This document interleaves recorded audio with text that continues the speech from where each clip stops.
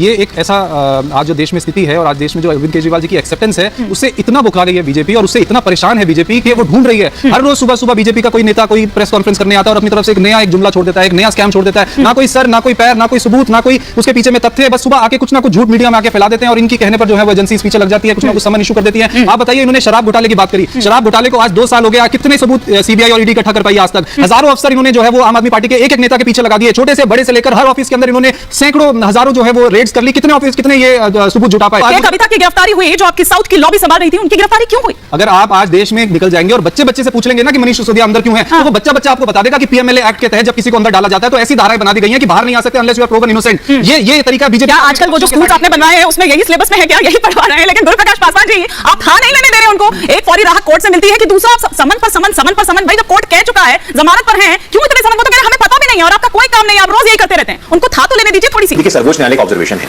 और सर्वोच्च न्यायालय मुझे लगता है कि देश में न्यायपालिका का प्रतिनिधित्व करता है, न्याय हुए सुनिश्चित करता है। सर्वोच्च न्यायालय में स्पष्ट रूप से कहा है कि इस पूरे के पूरे मामले में 300 करोड़ से अधिक रुपयों का एक ट्रेल स्थापित हुआ है, तो सर्वोच्च न्यायालय गलत है। दूसरा, मैं कहना चाहता हूं कि कुछ ऐसे लोग हैं और ये नया ट्रेंड शुरू हुआ है, राहुल गांधी जी हो, सोनिया गांधी जी हो और दुर्भाग्य के अरविंद केजरीवाल जी ने भी इस श्रृंखला को ज्वाइन किया है, जो समझते हैं कि हम देश के कानून, देश के संविधान से ऊपर है। ये ठीक नहीं है। हमारे कानून के नजरों में, हमारे संविधान की नजरों में ये स्पष्ट कहा गया है कि everyone is equal in the eyes of law. कानून के, संविधान के नजरों और दृष्टि में सब नागरिक एक समान है। तो अपने आप को ये अपर पेडिस्टल क्यों देना, अपने आप को अपर प्लेटफॉर्म पे क्यों खड़ा रखना? ये ट्रेंड देश के लिए अच्छा नहीं, मैं बताना चाहता हूं आपको। तीसरी बात, अभी अरविंद केजरीवाल जी के पार्टी के साथी प्रवक्ता कह रहे थे कि हमारी लोकप्रियता बहुत है। उन्होंने गुजरात में लिख करके दिया था कि गुजरात में आम आदमी पार्टी की सरकार बनने वाली है, जमानत तक नहीं बची। यही स्थिति है उनकी। हाँ, जरूर आप पंजाब में सरकार चला रहे हैं, दिल्ली में सरकार चला रहे हैं, इसके लिए ये अच्छी बात है, सरकार चलाइए, लेकिन इसके साथ साथ कानून का सम्मान करना सीखिए। आईपीसी में स्पष्ट रूप से कहा गया है कि आप लगातार सम्मान को नजरअंदाज करेंगे तो ये एक ऑफेंस है, ये पनिशेबल ऑफेंस है। आप जितना निरादर कर रहे हैं निवाज जी, कोई रिएक्शन ले लेती हूं, फिर बाकी केस का भी रुख करूंगी। जितना निरादर कर रहे हैं, जितना नाना कर रहे हैं, उतना ही आप ऑफेंस मतलब बढ़ता जा रहा है। वो गुरु जी यहां पर ये कह रहे हैं।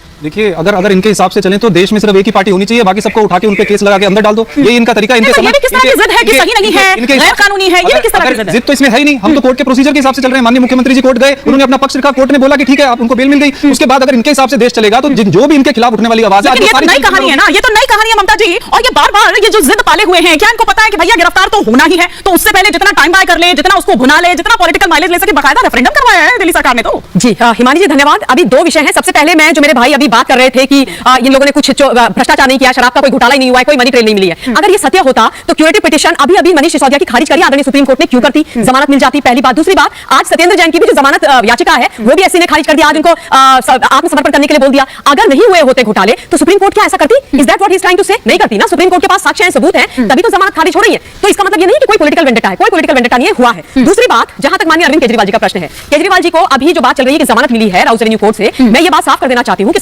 सम्मान वाला जो मामला है वो अभी भी चल रहा है। 1 अप्रैल को उसके ऊपर सुनवाई होगी और अरविंद केजरीवाल जी जो बाहर हैं वो असल में उस जमानत के मायने पता क्या है? उस जमानत के मायने हैं कि उनको नियमित पेशी से छूट मिली है, नियमित पेशी से छूट। बिल्कुल व्यक्तिगत तौर पे आपको पेशी। एग्जैक्टली, उनके वकील जाएंगे तो कोई जमानत वाली बात नहीं है। अब मैं आती हूं, ये जो घोटाला इन्होंने जल बोर्ड में किया, जल बोर्ड में 2 कहानियां हैं। एक 450 से 500 करोड़ रुपए का घोटाला जो 10 एसटीपीस के नाम पर हुआ। 10 एसटीपीस का इन्होंने ठेका दिया 2022 में, उसको दो पार्ट्स में डिवाइड किया हुआ था। एक में अपग्रेडेशन होना था, दूसरे में क्षमता बढ़ाई जानी थी। दोनों को ठेके देने के लिए केवल 2 डीपीआर बनाई गई, डिटेल्ड प्रोजेक्ट रिपोर्ट, और उन 2 डीपीआर के आधार पर आपने 10 के 10 एसटीपीस का ठेका दे दिया, जिनकी अपग्रेडेशन भी होनी है, जिनकी क्षमता भी बढ़नी है। ऐसे कैसे हो सकता है? जिसका अपग्रेडेशन होना है उसकी कॉस्ट ज्यादा होगी, जिसकी क्षमता बढ़नी उसकी कम होगी। तो आपने एक कॉस्ट लगा करके सारा ठेका दे दिया 450-500 करोड़ का, और वहां पर इतना बड़ा घोटाला। आप कह रहे हैं कि उसी में खेल किया है, मतलब 2 जो कैटेगरी। हां, जहां पर इनके जो चीफ इंजीनियर है जगदीश कुमार और ठेकेदार अनिल कुमार की गिरफ्तारी ऑलरेडी हो रखी है। 38 करोड़ रुपए का इन्होंने एक ठेका दिया एक एनकेजी नामक कंपनी को, जो क्वालिफाई नहीं करती थी ये ठेका पाने के लिए। जाली दस्तावेज के आधार पर उसको दिया और एनकेजी ने भी उसको सबलेट कर दिया अनिल को। और उसके बाद पता चला कि 38 करोड़ का जो ठेका था ना हिमानी जी, उसमें से केवल 17 करोड़ की लागत लगाई गई। 21 करोड़ रुपए,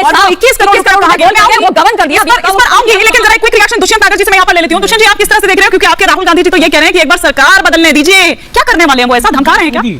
सरकार बदलने दीजिए। जिस कंपनी की वर्थ 20 करोड़ है वो 200 करोड़ चंदा कैसे देती है?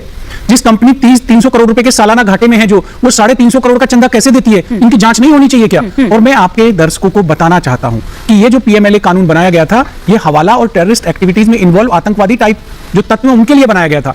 ऐसा नहीं पता था, ये अवैध धन शोधन के लिए बना मामला था कि एक दिन हमारे देश के ईमानदार मुख्यमंत्रियों को इसमें फंसाने का काम किया जाएगा। इन लोगों की नीयत देख लीजिए। जिस व्यक्ति के मॉडल को पूरी दुनिया में सराहा जा रहा है, उनके विकास के मॉडल को, उनकी शिक्षा के मॉडल को, उनके स्वास्थ्य के मॉडल को, अगर आप उसको आमने सामने की लड़ाई में नहीं हरा सकते तो रोज उनको समझ भेजिए, अच्छा, रोज ये लोग हैं जो एक फैसले दूसरे के बताने खिलाफ अब तक ये बोलते रहते थे कि इनको अंदर कीजिए, इनको गिरफ्तार करिए, मैंने अब आज चूंकि कहा, साथ आ गए हैं। लेकिन मैं ये बताना चाहता हूं, देश की जनता जानती है अरविंद केजरीवाल इस देश के सर्वाधिक योग्य और शिक्षित मुख्यमंत्री हैं। ठीक है। और लोगों का प्रेम और आशीर्वाद उनके साथ है। हाँ। और इंडिया अलायंस में जब से वो आए हैं तब से उनके उत्पीड़न क्या जो है वो कुछ ज्यादा ही बढ़ा दिया गया है। निरंतर उनको उत्पीड़ित करने का कार्य किया जा रहा है। अच्छा। लेकिन जनता इसका मुंहतोड़ जवाब देगी। जनता इसका मुंह तोड़ जवाब देगी। लेकिन विनीत जी क्या देखें कि आपकी मतलब आम आदमी पार्टी की गर्दन तक पहुंच गया है मुसीबत का ये पानी, मतलब एक खत्म और ठीक मैं तो जानना चाह रही हूं निवान जी से, बता दीजिए एक बार कि कितनी कहानियां हैं, कितने घोटाले हैं, एक के बाद एक रोज नए मतलब दिल्ली में कुछ काम ही नहीं हो रहा है, ऐसा लग रहा है घोटाले ही हो रहे हैं। कांग्रेस जो है वो आम आदमी पार्टी के अरविंद केजरीवाल जी के जो पुल बांध रहे हैं यहाँ पे बड़ाई के अंदर 20 दिसंबर 2018 को दिल्ली की असेंबली में एक पारित हुआ था।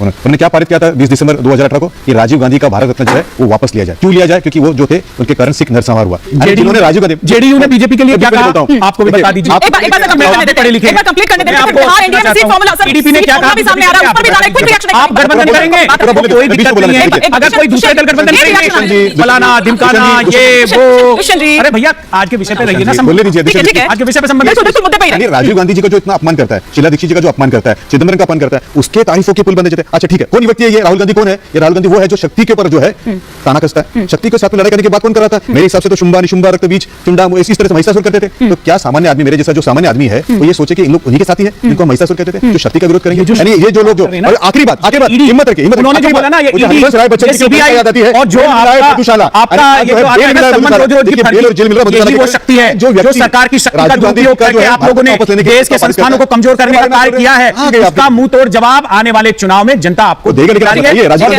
कैसा लग रहा होगा? देश में व्यापक परिवर्तन होने जा रहा है।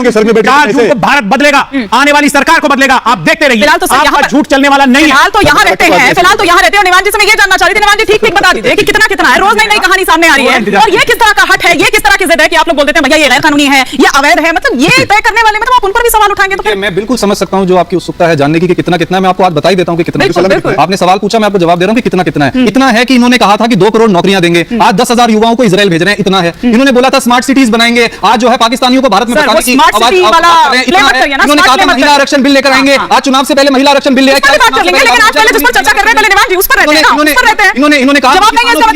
इन्होंने कहा हम किसानों के लिए आय दुगना करेंगे, आज किसान किसानों की महिला आरक्षण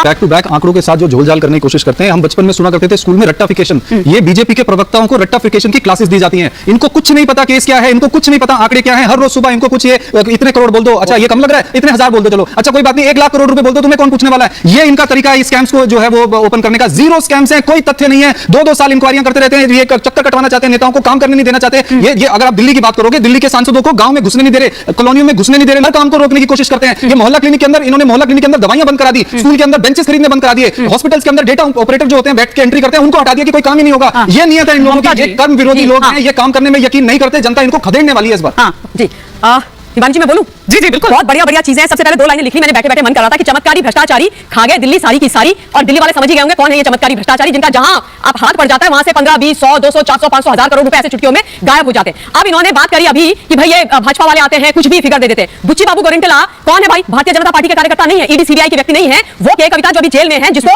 मुख्य की कंस्पिरेटर बताया जा रहा है, जो अरविंद केजरीवाल के साथ मिली हुई थी इस घोटाले को करने के लिए, उनके सीए रहे हैं। और उन्होंने बकायदा लिख के दिया है कि किस प्रकार से वो मिली विजय नायर से, किस प्रकार से वो मिस्टर केजरीवाल और मनीष सिसोदिया जी से मिली और कैसे ये सारा झालमेल हुआ। दूसरा दिनेश अरोड़ा, अमित अरोड़ा, वो कौन थे? वो तो किसी बीजेपी के नहीं है, वो किसी सीबीआई ईडी के नहीं है, वो इनके बड़े खासम खास थे। उन्होंने बोल दिया वो सरकारी गवाह बन गए, जी मैंने दिए 2 करोड़ रुपए दिए, 2 करोड़ रुपए संजय सिंह को। तो भैया ये फिगर कहां से निकल के आ रही है? और थोड़ा सा और ये लोग कहते हैं कि भाई ये देखो एजेंसी का गलत इस्तेमाल हो रहा है। बड़े भाई छोटे भाई, गलत इस्तेमाल उसको कहते हैं जब पंजाब की पुलिस तलवारें रख करके पंजाब पुलिस की गाड़ी में जम्मू जाती है एक उस यूट्यूबर को गिरफ्तार करने जिसका नाम निखिल है, क्योंकि उसने आम आदमी पार्टी के एक एमपी के यूनिवर्सिटी के बाहर में जो दुराचार और जो वेश्यावृत्ति का धंधा चल रहा होता है उसको एक्सपोज करने के लिए वो जाते हैं तलवारें लेकर के। कौन जाता है तलवारें लेकर? इन्होंने मोहल्ला क्लिनिक की बात करी। अरे कौन सा मोहल्ला क्लिनिक की बात कर रहे हो? मैं दावा कर रही हूं, दावा। आपने बोला था ना 1000 मोहल्ला क्लिनिक बनेंगी, मुझे आप 200 दिल्ली के अंदर अप एंड रनिंग मोहल्ला क्लिनिक दिखा दो जो सही कंडीशन में, मैं डिबेट में हाथ छोड़ दूंगी। और आप शिक्षा मॉडल की बात कर रहे हो? अरे भैया शिक्षा मॉडल आप क्या बात कर रहे हैं? कब्जा कर रखा है। ये जो शिक्षा का मॉडल बनाने का काम आदरणीय अरविंद केजरीवाल जी ने किया है, इसकी पूरी दुनिया में प्रशंसा हो रही है। आपके कहने से नहीं हो जाएगा। न्यूयॉर्क टाइम्स के फ्रंट पेज पे छपा है, पूरी दुनिया मान रही है। ठीक है, शिक्षा और स्वास्थ्य मॉडल किस प्रकार बेहतरीन एक नमूना दिया है। ठीक है, आप उसकी बात नहीं करेंगे।